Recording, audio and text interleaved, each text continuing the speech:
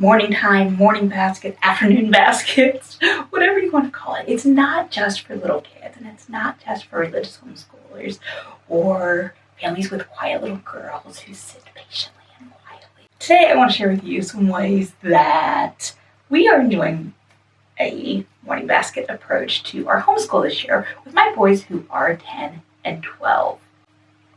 Now, we have done occasional themed morning basket here and there, and I've tried doing morning time routines and stuff, and it never really stuck. And it occurred to me over the summer that there's a reason it didn't stick, and it's one that I preach about to you guys. I was trying to do it someone else's way. I wasn't embracing the uniqueness of our homeschool and what would fit for our life. So the first thing I want to say are a couple things before we get started. We do have a basket roughly that we keep this all in, but it's not, like I said, it's not in this traditional way. Because a lot of what we do doesn't even fit in there because it's not, I can't hold it in my hands.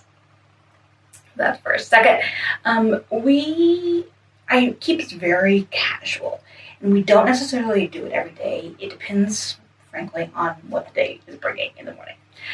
And sometimes we don't do it in the morning. Sometimes we do it later in the day as well. What does it actually look like? My boys always start out with CNN 10. They absolutely love it. As it implies, it is a 10-minute news show. It's geared for kids. It's been going on for, a gazillion years. I want to say that it's been around for 25-ish years.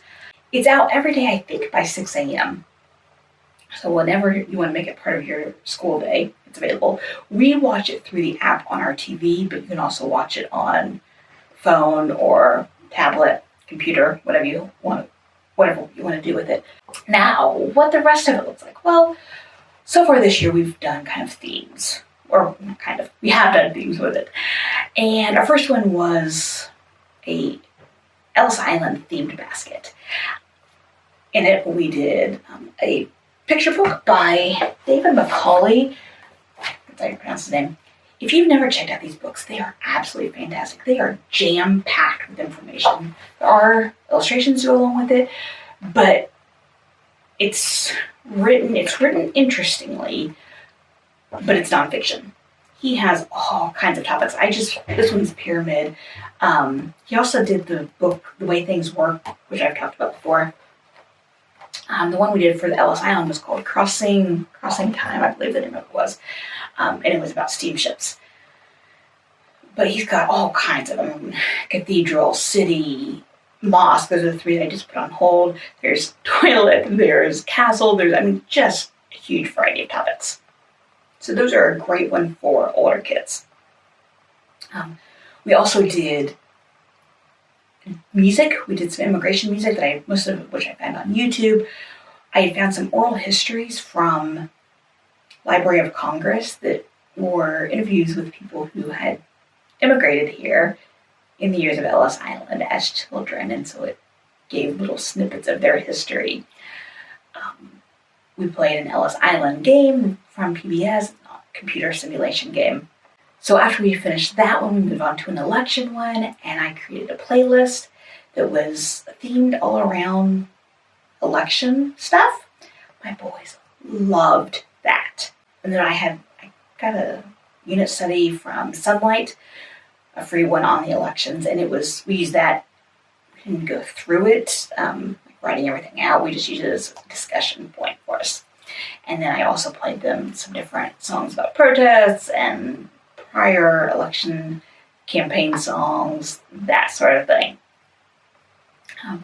We also, during the election one, incorporated Mad Libs, and they loved that as a part of their day. So I will definitely be including more. This wasn't the first time we'd done Mad Libs, but I think at their ages,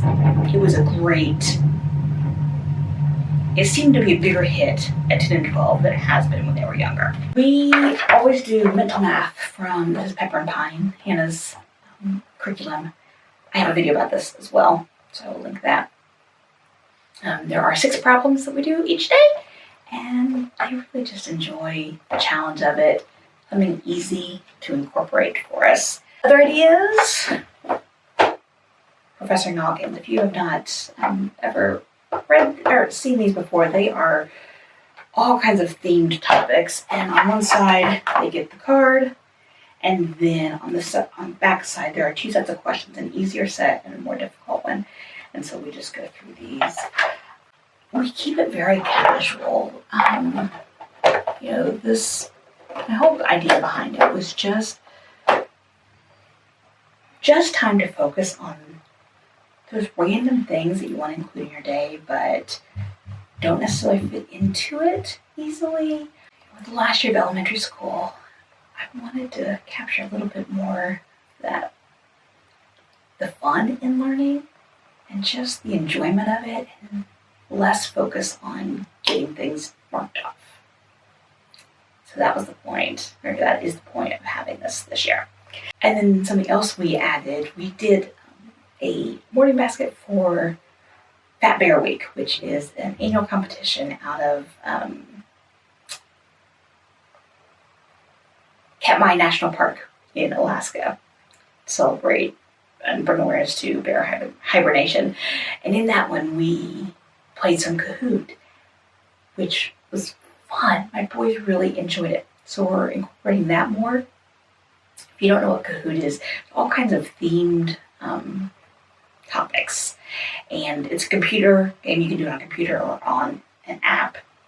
And one teacher reads the question, and then all the kids can independently select their answers and then compete against each other.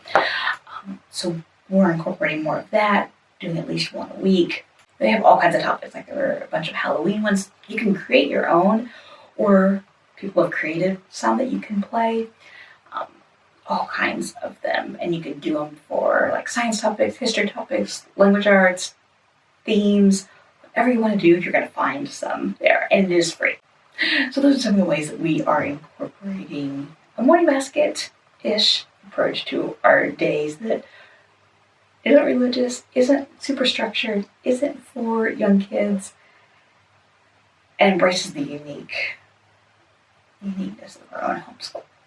So I hope that inspired you to think about some ideas that you could do as well. I'll see you in the next video.